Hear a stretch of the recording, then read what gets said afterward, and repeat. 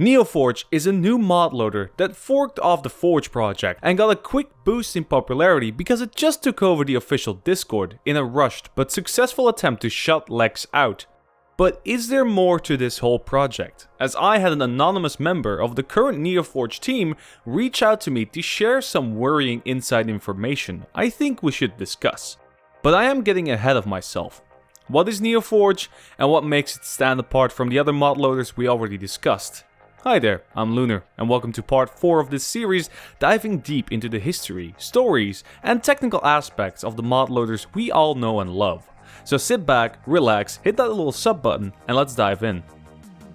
In our previous parts, we talked about Forge's steady decline in popularity and performance, as Lex Manos, the person behind the project, kinda created a reputation about himself being somewhat of an abrasive and aggressive person towards developers.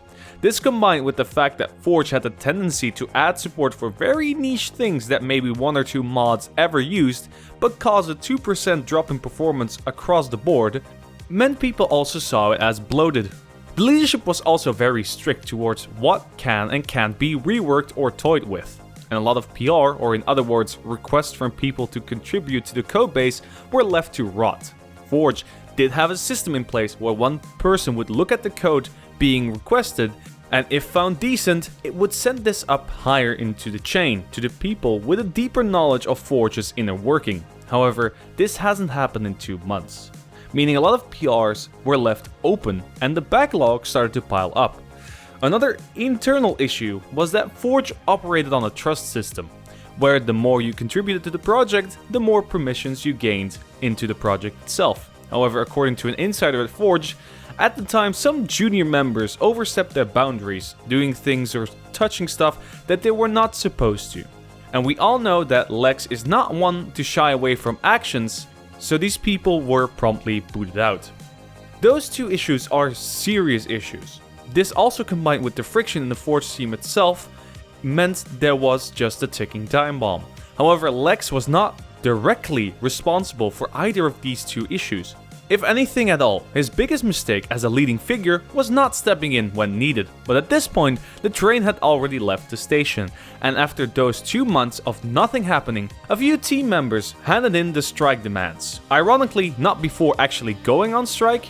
These demands ranged from understandable to somewhat questionable. They included the return of some staff members that were previously let go under the trust system, the ability to deny PR requests without giving any follow-up reasons, more transparency towards the public, but more importantly, point 14, Lex takes a minimum of 4 months to break away from Forge and work on his interpersonal skills. The reasoning for this was that Lex was somewhat seen as a background character, thus his absence wouldn't impact development at all. But the main reason was the fact that Lex's actions had a profound impact on how Forge was being perceived by the wider public, and not only because of his actions. A few months prior, Quilt came out with some fairly hefty allegations of bigotry, which I can't find anymore, but we'll get back to stuff being deleted fairly soon actually. But for now, the most important thing was that the wider public and many of the team at Forge were done with Lex and his antics. So they filed these demands, which Lex denied with the help of various actual core team members, meaning the higher-ups at Forge were still on Lex's side at this point. According to the insider I talked to, shortly after the denial of these demands, CPW, who was considered to be Lex's right-hand man, repurposed one of the old private Discord he owns to discuss the technical feasibility of Forge. But many actually knew this was a shoddy disguise of what they were actually trying to do. But what were they trying to do? Everything we talked about thus far was done behind the scenes, pieced together by what has been said by staff members in the public Discord and what the insider I spoke to told me. However, the following stuff is not public record as far as I can see, as within this private Discord the team began planning the split. The initial goal was to start making changes already that was previously denied by the higher-ups at Forge, and especially Lex.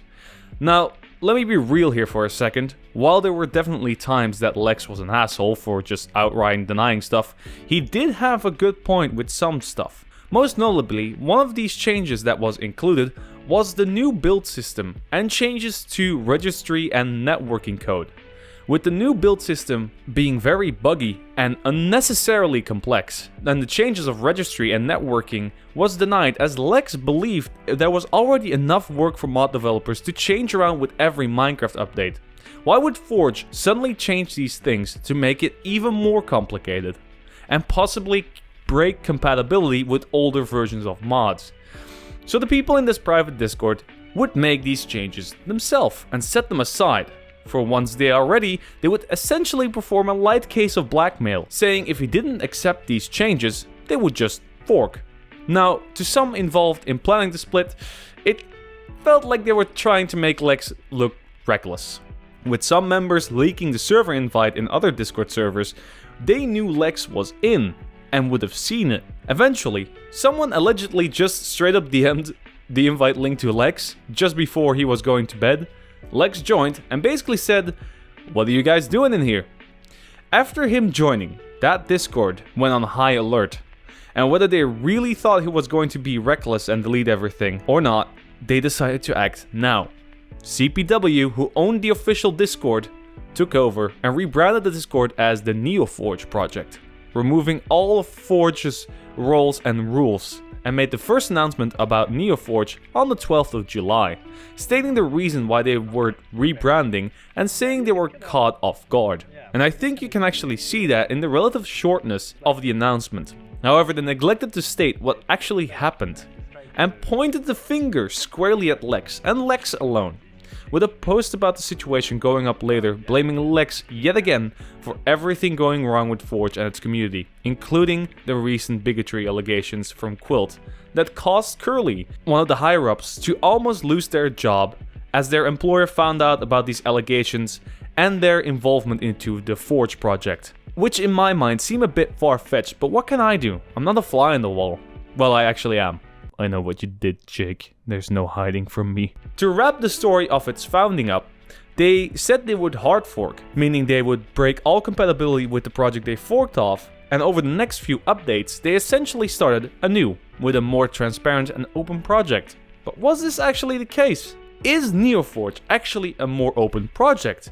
And on a technical level, what is their contribution for mod developers? Right now, NeoForge, according to an insider and mod developers I talked to, doesn't have anything tangible to switch over for. If you want stability and compatibility with older mods, you just develop for Forge. If you want performance and a new method of development, you can choose Fabric or Quilt, but why would you choose NeoForge? Well, it's new, and it has a lot of talent behind it. It's moving fast and hard, not afraid to break stuff if it could fix some old issue Forge has suffered from before. Kinda like Quilt does. However, it suffers from mismanagement and a lack of oversight. A good example is the fact that they broke their entire network implementation on New Year's Day, causing hungover devs to scramble to fix it. See, with Minecraft 1.20.2, Mojang added a new phase to the way you join a server, called the login stage, which is very useful for modloaders, and as a result, they all wanted to get in on it. Orion, one of the higher-ups again at NeoForge, was working on the new networking implementation, allowing NeoForge clients to join Fabric servers if the mod is out for both NeoForge and Fabric, meaning if you ran a NeoForge client and the server was running Fabric, but you both had the same mod, you would still be able to play on that server, which is exactly what we need in the space. However, it was terribly broken to the point you couldn't even join a NeoForge server with a NeoForge client, which points to minimal or no testing at all. Contrast this to the way that Lex wrote Forge's new networking to be as simple as it can be, and talking to proxy developers like Velocity and make sure it supports them. A bit as big networks rely on proxies to work. And on top of this, Lex added new APIs as a follow-up on some feedback he got from mod developers. Couple this with the fact that NeoForge still uses the same API as Forge in 1.20.2, but just changed some names around so all the mods that could have worked on the early version of 1.20.2 just didn't, for no other reason than a cosmetic change. And then there is the issue of some in the team self-merging pull requests. In my day job, in order to make sure that what I do is of the same quality, I actually have to go out and talk to my colleague. He comes over and checks my work, checks if it's the right work that I'm doing, if it's the right quality, and make sure I don't make mistakes. If he didn't do this, I could just miss something completely and cause big problems later down the line. In the tech world, this is the same thing, especially with software projects. Usually, when you submit a pull request, you request to change a small part or a bigger part of the larger code base. Then you let someone else in the project check your code for any issues first before they decide to add it to the larger code base. Tech, who originates from the Fabric project, has been self-merging some of his pull requests himself within minutes, not allowing anyone to review his code.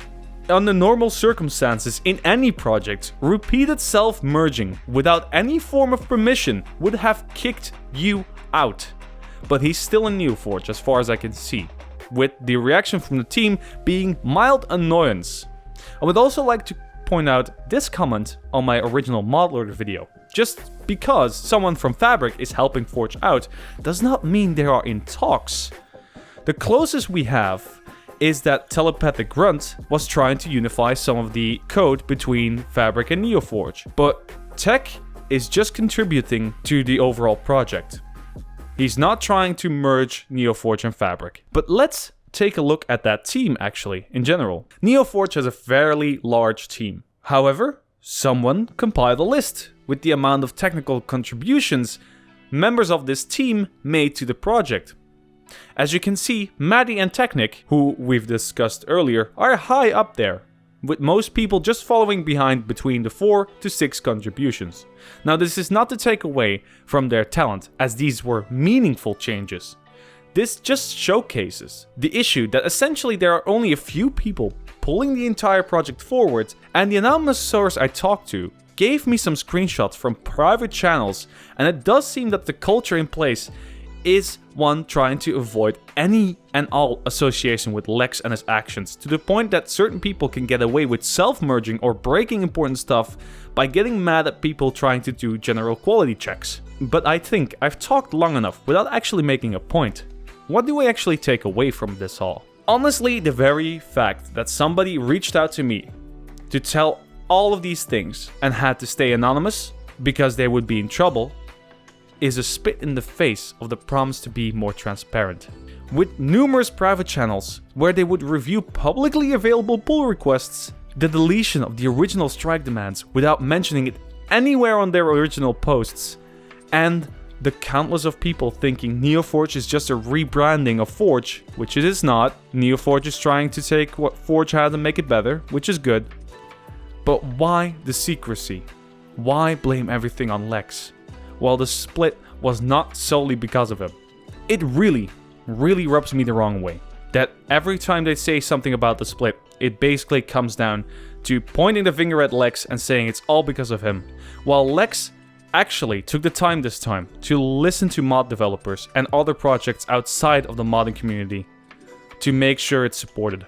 Does that sound like someone who doesn't care? Yes, Lex is an asshole sometimes. Yes, Lex has a bad reputation, but this is not solely Lex's fault. These people just wanted to make a better mod loader. But what is actually the motivation behind this? A move fast and fix it later approach has its benefits, but it has the downside of upsetting devs and players alike. To put it another way, would you rather have an old but functional house, or a villa that changes its layout every week? And what exactly are NeoForge's priorities? To make a better loader, or as Tech put it, to kill LexForge?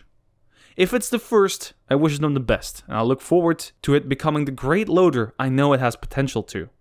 If it's killing LexForge, this project will be nothing but another piece of fracturizing material for no other reason than personal issues with another person. But hey, with that all being said, I was Lunar. You've been awesome, and I got a little bit mad at the last port. Sorry. See you later, Ben.